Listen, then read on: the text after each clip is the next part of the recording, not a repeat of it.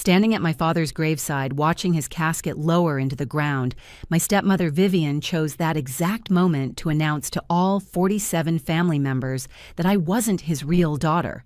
But when Dad's lawyer pulled out a sealed envelope and said, "Sterling left something for this exact scenario," I watched the blood drain from her face. The cemetery was quiet except for the mechanical whir of the lowering device and my Aunt Greta's soft crying. The October air bit through my black dress, but I barely felt it. I was numb from 3 days of accepting condolences. Making arrangements and pretending Vivian's barely concealed satisfaction didn't make me want to scream. "Before we let Sterling rest," Vivian said, stepping forward in her designer black suit that probably cost more than most people's mortgage payments, "there's something everyone needs to know about Brooke."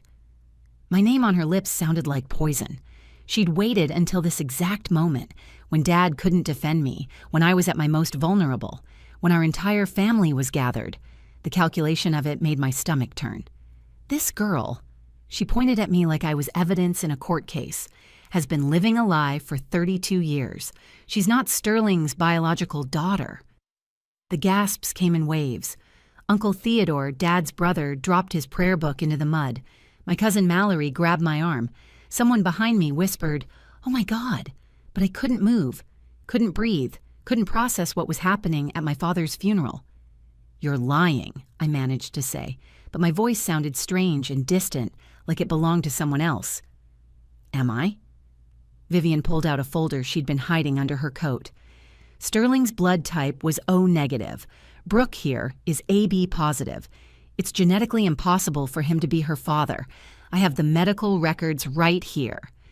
My stepbrother Dexter, all 6 feet of him in his $1,000 suit, stood beside his mother with a smirk that made me want to throw mud on his polished shoes. "Sorry, sis," he said, dragging out the word like it was a joke. "Guess you're not really family after all. Mom's already talked to lawyers about the will." The ground felt like it was tilting. My father had been dead for exactly 3 days, and they were already trying to erase me from his life. The man who taught me to ride a bike, who walked me down the hallway on my first day of teaching, who called me every Sunday night just to hear about my week, and Vivian was standing here at his grave, telling everyone he wasn't really my father. "How dare you?" my Aunt Greta finally found her voice.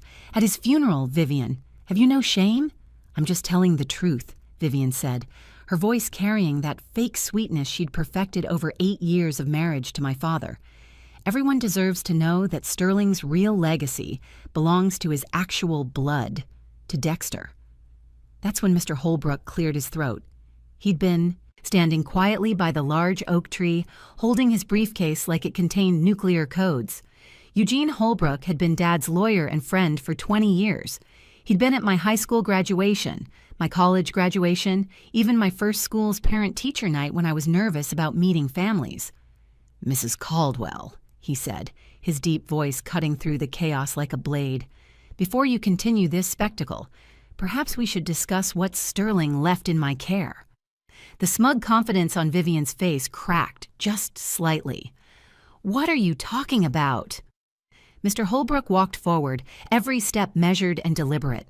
His gray suit was impeccable despite the morning drizzle, his expression carved from stone. Sterling anticipated this might happen.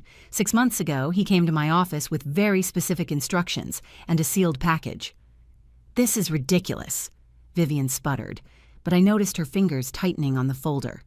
"He said," Mr. Holbrook continued, now standing directly between Vivian and me, and I quote, "If Vivian tries to claim Brooke isn't my daughter at any point after my death, you are to immediately read this letter and play this recording." The cemetery went so quiet I could hear the distant traffic on Maple Street. 47 members of the Caldwell family stood frozen like statues, waiting to see what would happen next. Even the funeral director, standing respectfully by his hearse, leaned forward slightly. Mr. Holbrook reached into his briefcase and pulled out a large manila envelope with Dad's handwriting on it. "To be opened only under circumstances discussed." Below that, in his careful script, "My daughter, Brooke, is my greatest achievement." My eyes burned with tears I refused to let fall. Even in death, even in this moment of attack, Dad was still protecting me, still calling me his daughter. "This is theatrical nonsense," Vivian said, but her voice had lost its edge. "I have medical records." "As do I," Mr. Holbrook said simply. He also pulled out a small digital recorder. Sterling was nothing if not thorough. He left both written documentation and his own recorded testimony.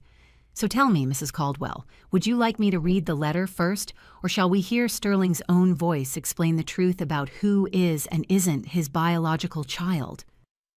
The emphasis he put on those last words made Vivian step back. Dexter's smirk finally disappeared, replaced by confusion. He looked at his mother, then at Mr. Holbrook, then at me. "This is a trick," Vivian said, but her voice was shaking now. "You're bluffing."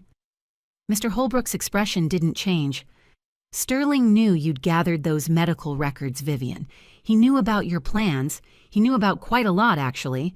That's why he made sure I had everything needed to protect his daughter from what he called posthumous character assassination." I found my voice stronger now, fueled by the knowledge that Dad had seen this coming. "Read the letter, Mr. Holbrook. Let everyone hear what my father had to say." The lawyer broke the seal on the envelope with formal precision. The sound seemed to echo across the headstones. He pulled out several pages covered in Dad's distinctive handwriting, along with what looked like official documents. "Wait," Vivian said, her face now the color of the gray October sky. "We don't need to do this here. We can discuss this privately." "Oh, but you already made it public," Aunt Greta said, her voice sharp enough to cut glass. "You started this show, Vivian. Let's see how it ends."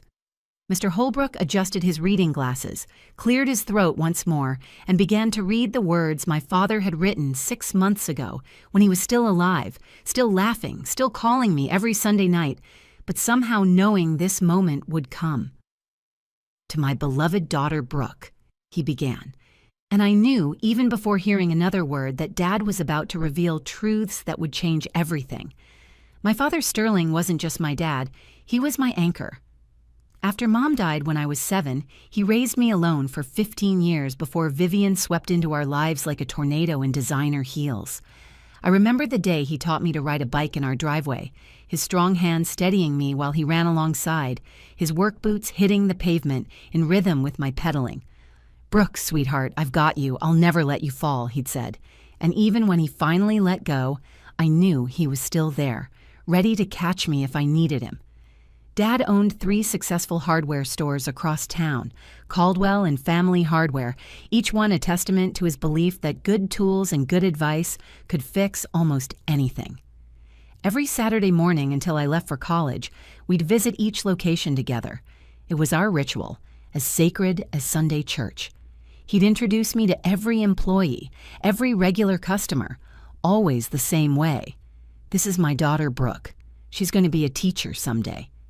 The pride in his voice made me stand taller, made me believe I could become anything I wanted. The store smelled like sawdust and metal, like possibility and hard work. Dad would let me help with inventory, teaching me to count washers and sort screws, while telling me stories about Grandpa Caldwell, who'd started the first store with nothing but a $1,000 loan and determination. "This will all be yours someday, Brookie," he'd say, using my childhood nickname. "Not just the stores, but the legacy, the reputation, the trust people have in our name." Mom had been gone for 15 years when Vivian appeared. I was 22, fresh out of college, starting my first teaching job at Riverside Elementary. Dad met her at a Chamber of Commerce dinner. She was new in town, she said, starting over after a difficult divorce. She had a young son named Dexter, just starting high school, and she was looking for stability, for a good man who could be a father figure. Dad fell hard. After years of casual dates that never went anywhere, of well-meaning setups from friends that always ended with him saying, "She's lovely, but she's not Angela," suddenly he was bringing Vivian to Sunday dinners, taking her to the stores, introducing her to our life. She was beautiful in that polished way that made other women feel underdressed, blonde hair that was never out of place, nails that were always perfectly manicured, clothes that whispered money even when she claimed to be struggling.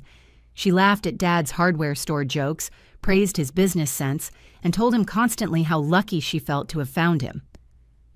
"I want you to like her, Brooke," Dad had said one evening, just the two of us on the back porch. "I know nobody can replace your mother. I'm not trying to do that. But Vivian makes me happy, and Dexter needs stability. That boy's had a rough time with his father abandoning them. So I tried. I really tried. I welcomed Vivian, helped Dexter with his homework, included them in our traditions. But something was off from the beginning. The way Vivian's smile never quite reached her eyes when she looked at me. How she'd rearranged the living room photos so pictures of Mom were less visible. The way she'd mentioned the store's value during casual conversations, always followed by a laugh and, not that it matters, of course. After they married, the changes came slowly at first. "Brooke, honey," she'd say with her saccharine smile, "wouldn't you be more comfortable eating in your room while Dexter and I help Sterling with the business plans?" Or, "Oh, did Sterling not mention? We're changing the Saturday store visits. Dexter needs that time with his new father." Each exclusion was small, reasonable on its own, but together they pushed me further from the center of my father's life. Dexter was worse. At 15, he was already taller than me, with his mother's sharp features and calculating eyes. He'd make comments about being Dad's only son, about carrying on the Caldwell name, about how the stores needed a man's touch to stay competitive. Dad never heard these comments. Dexter was too smart for that. Around Dad, he was the perfect stepson, eager to learn, respectful, grateful. But Dad wasn't fooled, not entirely. He made sure our Saturday tradition continued, just earlier in the morning. "Nobody replaces my Brookie," he'd said firmly when Vivian suggested I was too old for such things. He kept my pictures prominent in his office, kept my childhood room exactly as I'd left it, kept calling me every Sunday night without fail. 3 weeks before his death, Dad called me over for Sunday dinner, just the two of us. Vivian was at her sister's in Nevada, taking Dexter to look at colleges. Dad made his famous pot roast, the one Mom taught him to make when they first married. We ate in comfortable silence for a while before he spoke. "Brooke, there are things I need to tell you," he said, gripping my hand across the table. His fingers were still strong, still stained with oil from the stores, despite Vivian's complaints about his hands. "But not yet. The time isn't right. Just remember, no matter what anyone says after I'm gone, you're my daughter.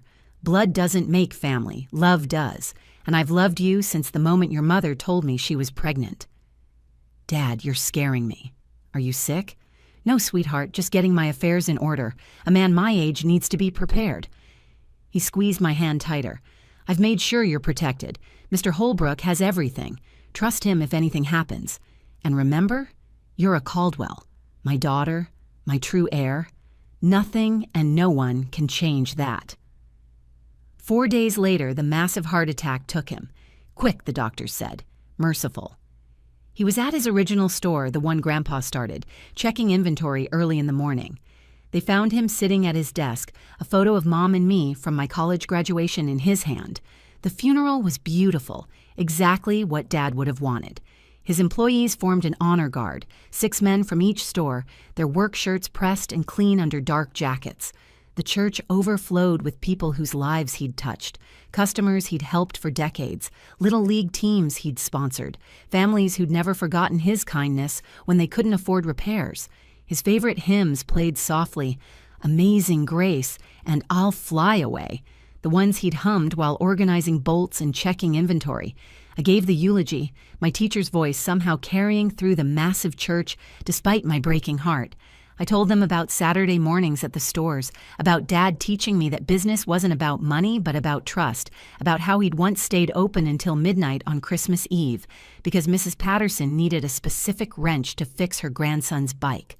My voice broke only once when I mentioned how he'd called every employee by name, knew their spouses, their children, their struggles. Sterling Caldwell believed tools could fix things, I'd said, gripping the podium, but his greatest tool was love. He fixed broken hearts with patience, broken spirits with kindness, and broken families with acceptance. He was my father, my hero, my best friend. Vivian sat in the front row wearing a black Chanel suit that probably cost more than most people spent on their entire funeral wardrobe. Dexter beside her kept checking his phone, barely concealing his boredom. They'd wanted to speak too, but somehow never got around to preparing anything. "Too grief-stricken," Vivian had told the minister, though I'd heard her on the phone that morning discussing property assessments with someone. The graveside service was smaller. Family mostly, plus Dad's closest friends and longest employees. The cemetery sat on a hill overlooking the town, where you could see all 3 stores if you knew where to look. October had turned the trees brilliant orange and gold. Dad's favorite season. God's way of showing off, he used to say. As the pastor finished his final prayer, as we all whispered, Amen, as the funeral director stepped forward to hand out roses for the casket, Vivian stood up. Not to take a rose, not to say goodbye, but to make an announcement. Before we leave Sterling to rest, she said, her voice cutting through the reverent silence like a chainsaw through pine, there's something everyone needs to know, something Sterling kept hidden because of misguided loyalty. Brooke has been living a lie her entire life. My Aunt Greta gasped so sharply I thought she might faint. Uncle Theodore, Dad's younger brother, dropped his prayer book into the mud. The pastor looked bewildered, unsure whether to intervene. Vivian continued, now looking directly at me with eyes cold as January ice. I found documents while going through Sterling's papers, medical records he'd hidden in his desk. Brooke isn't his biological daughter. Her mother had an affair. Sterling knew all along but kept this secret, letting this girl inherit what should belong to his real family, to Dexter, his actual blood. That's not true, I shouted, my legs trembling so hard my cousin Mallory had to grab my arm to keep me upright. Dad would have told me if that were true. We didn't have secrets. Would he? Vivian pulled out a folder she'd been hiding under her coat. Your blood types don't even match, dear. Sterling was O negative. It's right here on his medical alert bracelet, the one he wore every day. She held up Dad's bracelet, the one they'd removed at the hospital, the one I'd bought him for Father's Day 10 years ago. You're AB positive. I have your blood donation record from that teacher's blood drive you did last spring. It's genetically impossible for Sterling to be your father. The crowd erupted. Whispers turned to discussions, turned to arguments. Is that true? The blood types don't lie. Poor Brooke. How could Sterling keep such a secret? Dexter stood beside his mother, his smirk so satisfied I wanted to scream. Sorry, sis, he said, loud enough for everyone to hear, dragging out the word like it physically hurt him to say it. Guess you're not family after all. Mom's already talked to lawyers about contesting the will. The stores should go to actual blood family, to me. You've been planning this, I said, my voice stronger now, fueled by rage. Dad's been dead 3 days and you're trying to steal his legacy? Steal? Vivian's laugh was sharp and bitter. We're trying to preserve it for his real family. Sterling was too soft-hearted to do what needed to be done while he was alive, but I won't let his misguided sympathy give away what belongs to Dexter. My Uncle Theodore found his voice. Vivian, this is obscene. The man isn't even in the ground yet. The truth doesn't care about timing, she replied. I have documentation, medical records, blood type charts, even found a letter in Angela's things that Sterling had kept, talking about a coworker named Patrick she'd grown close to before Brooke was born. Each word was a calculated strike, designed to destroy not just my inheritance, but my entire identity. The mourners were dividing now, some moving closer to me in support, others stepping back as if I'd become contaminated by this revelation. Sterling raised her, Aunt Greta said firmly. That makes her his daughter. Legally, perhaps, Vivian said, but morally? Ethically?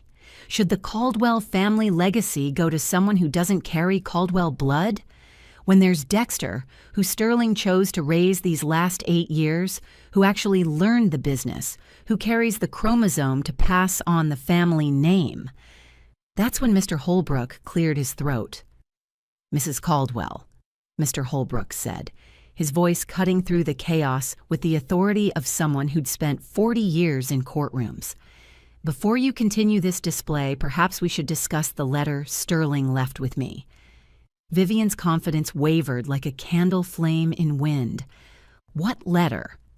Mr. Holbrook approached the grave with measured steps, his polished shoes somehow avoiding the mud that had caught everyone else.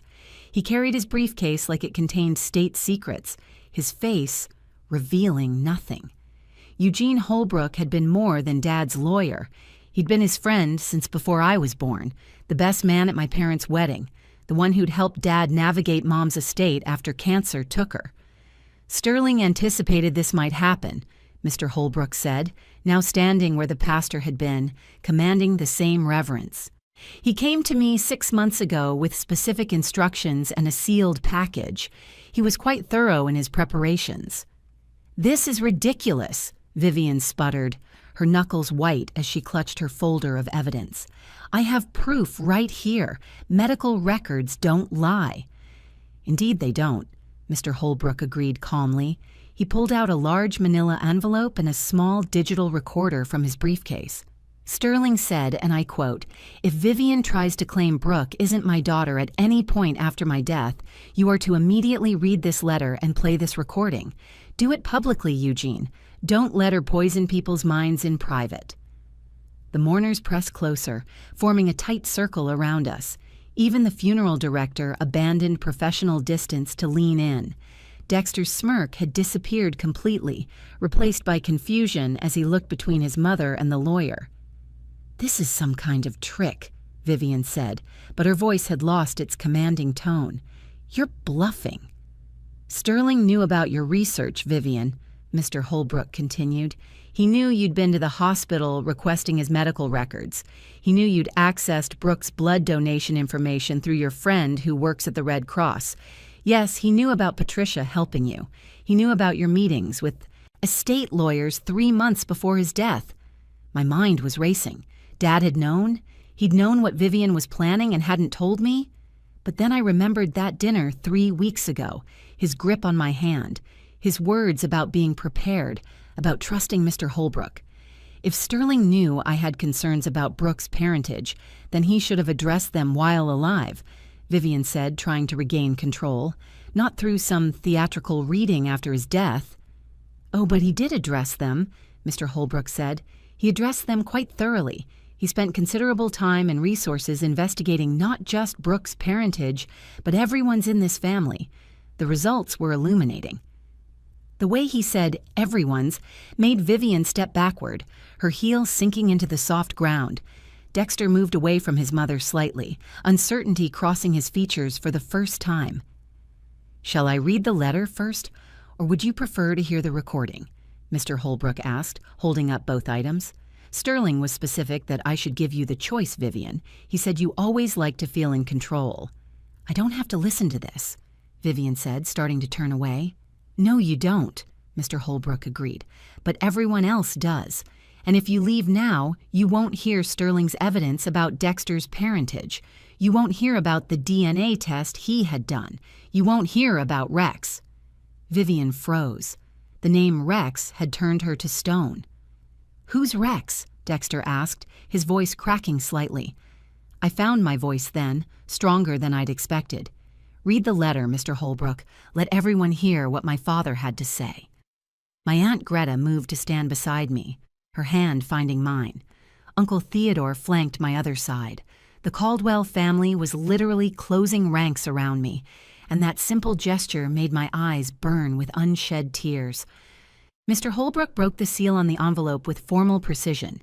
Inside were several pages of Dad's distinctive handwriting, the same careful script that had written, "Great job," on my report cards, "Love you, Brookie" on birthday cards, "So proud" on the photo from my college graduation. "Before I begin," Mr. Holbrook said, "I should note that Sterling had all of these documents notarized and witnessed. He also had copies sent to 3 separate law firms to be released to the media if anyone contests what I'm about to read." Vivian's face had gone from pale to gray. "You can't threaten me." "I'm not threatening anyone," Mr. Holbrook replied mildly. "I'm simply following Sterling's very detailed instructions. He wanted to make sure the truth came out, all of it, if anyone tried to hurt his daughter after he was gone." He adjusted his reading glasses and cleared his throat. The cemetery was so quiet I could hear the flag on Dad's casket fluttering in the breeze. "To my beloved daughter Brooke, and to all present," Mr. Holbrook began reading, and Dad's words seemed to fill the air, like his presence had filled every room, warm and strong and absolutely certain. "If you're hearing this, then Vivian has done exactly what I feared. She's tried to use partial truths to destroy my daughter's life. So let me share the complete truth, documented and verified, about the parentage of everyone involved in this sad drama. Dexter had gone very still. Vivian looked like she might run, but she was surrounded by mourners, trapped by the very audience she'd wanted for her revelation. Yes, I knew about the blood types. Mr. Holbrook continued reading. I've known since Brooke was 8 years old, when she needed emergency surgery after falling from her bike. My mind flashed back to that accident, the emergency room, Dad's terrified face as they wheeled me into surgery, how he'd prayed harder than I'd ever seen him pray. Mr. Holbrook continued reading Dad's letter, his voice steady and clear. What Vivian doesn't know is that I had a vasectomy 3 years before I met her, following my late wife Angela's difficult pregnancy with Brooke. The pregnancy nearly killed Angela, and we decided one child was blessing enough. The vasectomy was reversed when Vivian and I decided to try for children, unsuccessfully as it turned out. However, Dexter was already 5 when I met Vivian. I have DNA proof that Dexter is not my biological son, but I raised him as my own because that's what fathers do. Vivian's face had gone from white to green. That's impossible. You're making this up. Sterling never said anything about a vasectomy. There's more, Mr. Holbrook said, continuing to read. I knew from the day I married Vivian that Dexter wasn't mine. It was mathematically impossible. But I loved that boy anyway, tried to raise him right, tried to teach him the value of hard work and honesty, though I'm not sure those lessons took hold. Dexter stumbled backward, his confident facade crumbling. Mom, what is he talking about? Vivian couldn't even look at her son. Her carefully constructed plan was collapsing around her like a house of cards in a hurricane. Mr. Holbrook held up the digital recorder. Shall we hear Sterling's own words now? Without waiting for an answer, he pressed play. Dad's voice filled the cemetery, strong and clear despite coming from a small device. It was like he was standing right there with us, protecting me one last time. Hello, everyone. If you're hearing this, then Vivian has tried to hurt my daughter after I'm gone, so let me set the record straight. The recording had that slight echo of his office at the main store, and I could picture him sitting at his desk, surrounded by invoices and family photos, carefully speaking these words. Vivian, I know Dexter isn't mine. I've known since the day you accidentally left your diary open on our bed, writing about Dexter's real father, your personal trainer, Rex, who you were still seeing the first year of our marriage. Yes, I know about the Tuesday afternoon yoga, sessions that were nothing of the sort. I know about the money you sent him monthly, calling it fitness training on our credit card statements. Gasps rippled through the crowd. Dexter's face had gone pale as his mother's designer dress. Mom? Dexter's voice cracked like he was 14 again. Is this true? Dad's recording continued. I have the DNA test right here, conducted 2 years ago when Dexter needed blood work for his college sports physical. The lab was very discreet, very professional. 0% probability of paternity. But I love that boy anyway because love isn't about DNA. I tried to be the father he never had, though Vivian made sure to poison that well every chance she got. Turn it off, Vivian whispered, but her voice had no power left.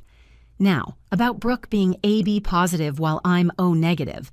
Yes, that's true. But what you don't know, Vivian, is that Brooke's mother, Angela, was adopted. Her biological father wasn't the man who raised her. When Angela was dying, she told me everything. She'd been adopted as an infant by the Mitchells, who loved her completely and were the only parents she ever knew or wanted. But during her cancer treatment, she needed family medical history. She found her biological father, a professor named David Brennan, who had AB positive blood. My legs nearly gave out. Mom had been adopted? The grandparents I'd loved, who died when I was young, weren't her biological parents. But they were her real parents, the ones who'd raised her, loved her, just like Dad was my real father, regardless of blood. Angela made me promise never to complicate Brooke's life with this information, Dad's voice continued. She said the Mitchells were her parents in every way that mattered, and she wanted Brooke to honor their memory, not get confused with biological relatives who were strangers. But since you're forcing this issue, Vivian, here's the complete truth. Brooke is absolutely my biological daughter. We had a DNA test done when she was 8 during that emergency surgery. I needed to know for medical reasons. 99.98% probability of paternity. Mr. Holbrook pulled out another document, holding it up for everyone to see. Here's the certified DNA test, dated 24 years ago, with Sterling's signature and the hospital's seal. I have the original. Copies have been filed with the court. Dad's voice returned. I'm also leaving a second letter for Brooke alone, explaining why I never told her about her mother's adoption. But Vivian, if you're forcing this issue, know that I've instructed Mr. Holbrook to ensure the will stands as written. Brooke inherits the stores and the main house. You receive the beach condo and your settlement as specified in our prenuptial agreement. Yes, I know you thought you destroyed your copy, but lawyers keep excellent records. Dexter gets his college fund, which I maintained despite knowing the truth, because he's innocent in your deceptions. One more thing. Vivian, the recording you thought you deleted from our home security system, the one where you told Rex on the phone that you'd make sure the biological daughter gets nothing after the old fool dies, I have copies. 3 copies, actually. One with Mr. Holbrook, one in my safety deposit box, and one with the district attorney's office in case anything suspicious happened to me. The silence that followed was absolute. Even the birds had stopped singing. 47 members of the Caldwell family stood frozen, processing what they'd just heard. The funeral director looked like he'd witnessed a murder rather than a burial. I also want everyone to know, Dad's voice concluded, softer now, that I forgive Vivian. I forgive her for the affairs, the lies, the schemes. I stayed married to her because I'd made vows and because I hoped she'd change, hoped she'd learn what real love looked like. But mostly, I stayed for Dexter, who needed a father, even if his mother made sure he never respected me. Brooke, sweetheart, if you're listening to this, know that you were the light of my life from the moment you were born. You are my daughter, my legacy, my greatest achievement. Not the stores, not the business, you. I love you, Brookie. Take care of the family name. It's yours by birth, by love, and by right. The recording ended with a soft click that seemed to echo across the cemetery like thunder. Vivian left before the casket was fully lowered, her designer heels sinking into the grass as she stumbled toward her Mercedes. Dexter stood frozen for a moment, looking lost and younger than his 21 years, before running after his mother. The rest of us watched them go in stunned silence, then turned back to finish saying goodbye to Dad properly, the way he deserved. Within a week, Vivian had moved to her sister's house in Nevada. She didn't even pack properly, just grabbed essentials and fled town like it was burning. The movers came later for her things. I watched from the living room window as they loaded her expensive furniture, her designer clothes, her collection of jewelry that Dad had bought her over the years. Each piece had been given with love, received with calculation. Dexter stayed, though. He called me the night after the funeral, his voice broken and small. "Brooke," he said, and I could hear him crying, really crying, not the fake tears he'd produce when trying to manipulate Dad. I didn't know about any of it. About Rex, about the DNA, about what Mom was planning. I swear I didn't know. I know, I said, because somehow I did. Dexter had been cruel, yes, but he'd been shaped by his mother's poison, fed lies with his breakfast cereal. He was my dad too, wasn't he? Dexter continued, his voice cracking.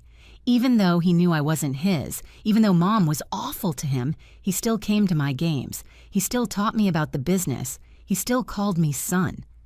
Yes, I said, remembering all the times Dad had tried to include Dexter, to teach him, to love him despite the boy's resistance. He was your dad. He chose to be your dad every single day. That's what made him amazing. I'm sorry, Dexter whispered, for everything, for how I acted, for what I said at the funeral, for all of it. I'm so sorry. That conversation changed everything. Dexter moved back from his mother's influence and asked if he could help at the stores. Not to take over, not to claim inheritance, just to work, to learn, to honor the man who'd been more of a father to him than anyone else ever had. I gave him a job at the original store, starting at the bottom, just like Dad had made me do when I was 16. Dexter worked hard, harder than I'd ever seen him work at anything. The employees were suspicious at first, remembering his attitude when he'd visited with Vivian, but he won them over with genuine effort and humility. 6 months later, we were having dinner at the house. My house now, though I still couldn't think of it that way. Dexter had become a regular dinner guest, then gradually a friend, then somehow, impossibly, an actual brother.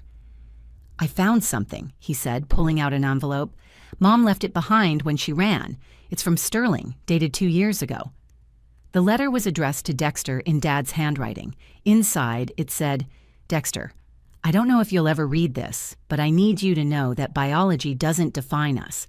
I'm not your biological father, but I chose to be your dad. It wasn't always easy. You resisted me at every turn, poisoned by your mother's bitterness. But I saw glimpses of who you could be. During that science project we worked on together, when you helped Mrs. Patterson load lumber even though your friends were waiting, when you thought no one was looking and you were kind to the new stock boy. Those moments gave me hope. You're not responsible for your mother's choices or for who your biological father was. You're responsible for who you choose to become. I hope someday you'll understand that love isn't about blood. It's about showing up, staying when it's hard, choosing family every single day. I chose you, Dexter. Despite everything, I chose you. I hope someday you'll choose us back." "Sterling," Dexter cried, reading it. So did I. We sat at Dad's kitchen table, 2 kids who'd lost the only father either of us had ever really known, and finally became the siblings he'd always hoped we'd be. The stores are thriving now. I kept all Dad's employees, and they've embraced both Dexter and me as Sterling's kids. No qualifiers, no real or step, just his kids.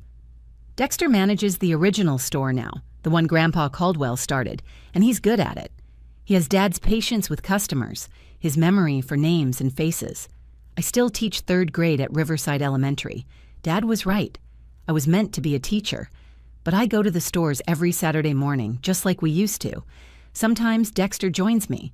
We walk through each location, checking on things, talking to employees and customers, keeping Dad's legacy alive.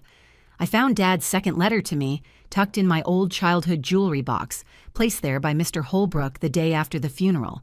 It was pure Dad, loving, protective, honest. "My dearest Brooke, if you're reading this, Vivian has forced truths into the light that I'd hoped to spare you from. Your mother's adoption doesn't change who your grandparents were, the ones who loved her, who loved you." The Mitchells raised Angela with such love that she never felt the need to find her biological parents until cancer forced her to seek medical history. That's the power of chosen family. What matters most is this: from the moment I first held you, you were mine. Not because of DNA, but because I chose you, fought for you, loved you. Every Saturday at the stores, every homework session, every proud moment at your teaching graduation. That was real. That was us. I kept Vivian's secrets about Dexter because I hoped she'd find her way to being the mother he deserved.